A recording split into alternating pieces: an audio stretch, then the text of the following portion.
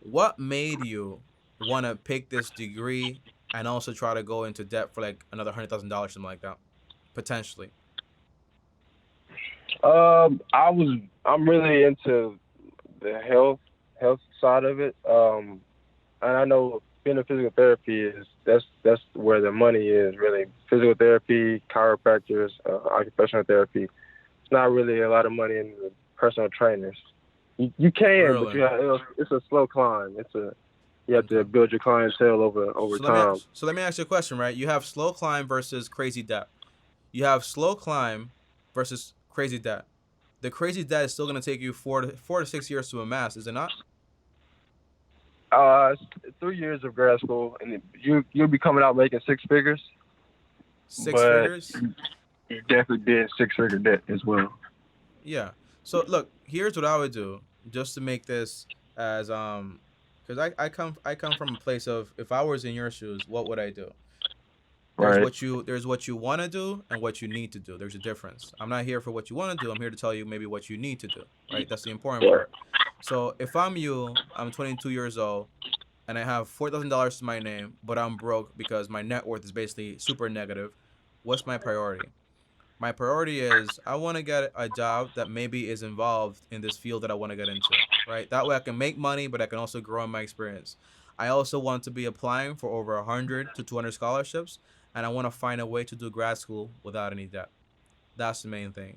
So if it's going to take 3 years, I want to find out exactly, well, what's going to be the cost of me going to the school in total. I want to divide that number by three. So let's just say it's $100,000 divided by three. That means $33,000 a year. So that means if I'm going to do grad school, I have to find a way between scholarships, financial help, my jobs, and my savings to basically get me that money every year. So when I graduate debt free. I spoke about this today in a live too. Just because the norm is graduating with a bunch of debt, it doesn't mean it has to be your rule.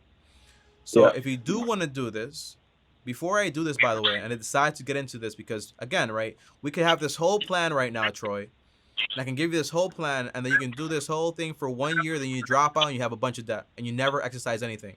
That happens too, by the way, with a lot of people. They find out midway, I don't want to do this.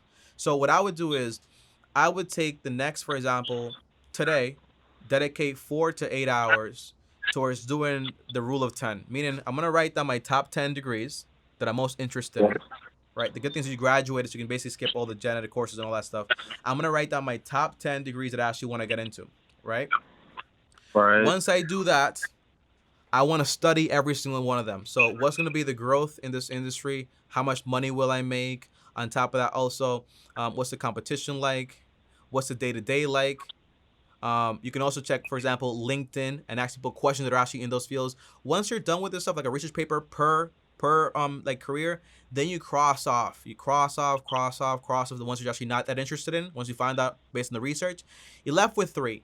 The top three, you pick the one that you most like and also makes you a decent amount of money. If that degree is going to be, for example, physical therapy, then great. But before you do that, you got to put your head down for the next 2 years to save up money and basically bulk down, apply for a lot of scholarships. And so when you do go, you can go and basically graduate fully debt free. Everything in life is a slow climb.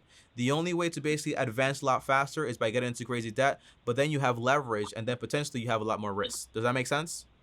Yes, it's making perfect sense. So me personally, that's what I would do. Eliminate the idea. Once you eliminate the idea of like, hey, I gotta go to grad school without that, you're gonna open up all the ideas to when it comes to what can I do to actually do this without the debt. That's what you want to do. Bum Okay? bum bum bum ba-da, ba-da, ba-da, ba-da, ba-da, ba-da.